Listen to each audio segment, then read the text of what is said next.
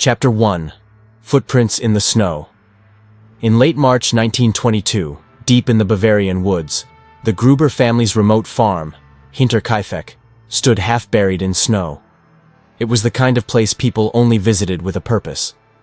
Andreas Gruber, 63, lived there with his wife Cecilia, their widowed daughter Victoria, her two children, 7-year-old Cecilia and 2-year-old Joseph, and a newly hired maid, Maria Baumgartner. Just days before the murders, strange signs emerged. A newspaper from another town was found inside the house. No one had brought it. Footsteps in the snow led from the woods to the farm, but no tracks led back. Keys went missing. Footsteps were heard in the attic. The former maid had quit, saying the house felt haunted. Andreas told neighbors, but refused help. Some thought it was paranoia. Others wondered if something truly sinister had begun. Then, on March 31st, everything went quiet. Days passed. No one left the farm. Mail piled up. The children were absent from school. When neighbors finally came to check, what they found was more terrifying than anyone expected. Chapter 2. The Barn of Death. When locals forced their way onto the property on April 4th, it was eerily calm. Livestock had been fed. The dog was alive. Smoke curled from the chimney. But no one responded. The air was heavy, silent. Inside the barn, they made a horrifying discovery. Andreas, his wife, Victoria, and little Cecilia were all found beneath hay, their skulls crushed by a pickaxe-like weapon. In the house, the maid Maria and toddler Joseph were also found dead. All had been killed days earlier. It wasn't just the murders, it was what came after. Someone had remained on the farm. They fed the animals, ate meals, slept in beds. Neighbors had seen smoke from the chimney days after the murders, meaning the killer had lived among the dead. No valuables were taken. The phone line was cut. The killer made no attempt to flee quickly.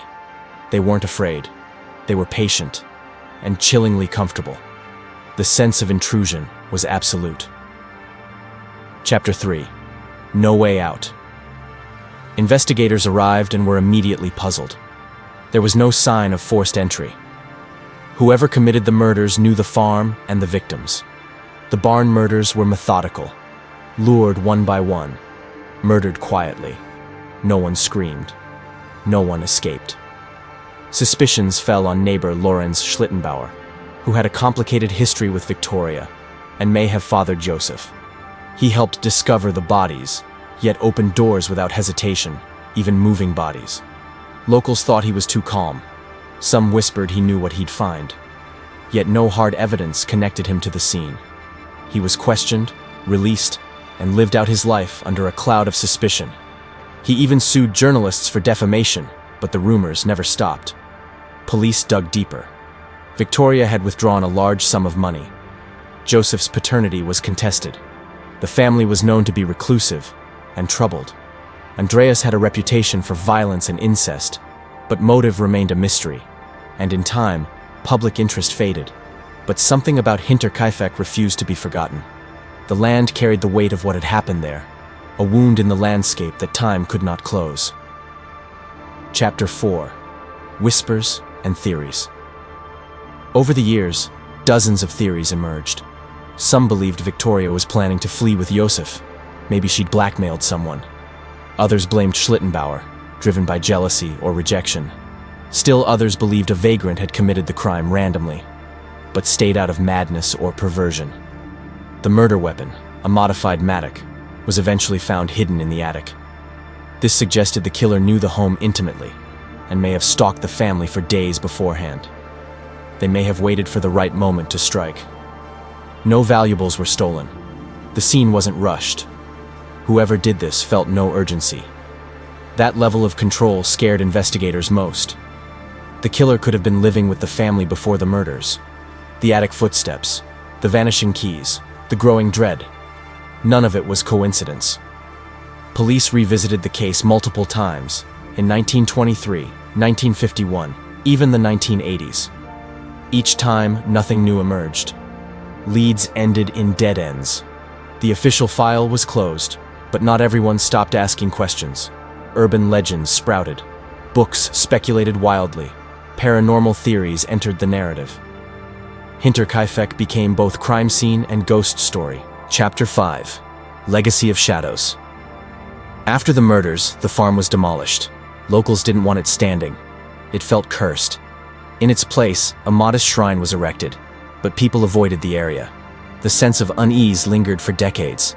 Hinterkaifeck has become one of Europe's most infamous cold cases. Books, documentaries, podcasts, each tries to answer the same question: who killed the Gruber family, and why did they stay afterward? What disturbs most isn't just the violence, it's the intimacy. The killer didn't just murder, they inhabited. They fed animals, slept, lived among corpses. They might have watched the family for days. They could have been in the attic when the Grubers laughed, argued, prayed. It was psychological domination. Even now, people say the land feels off. No birds, no animals, just a breeze through hollow trees. Sometimes hikers report hearing footsteps in the woods. Some say you never walk alone near Hinterkaifeck. And that makes the mystery even more terrifying. Not that someone killed an entire family, but that someone watched them long enough to know how. Chapter 6. A Century Without Justice. In 2022, the case reached its 100th year. A German forensic student group attempted to reinvestigate with modern profiling techniques. They concluded it was likely someone from the community, perhaps even known to the family.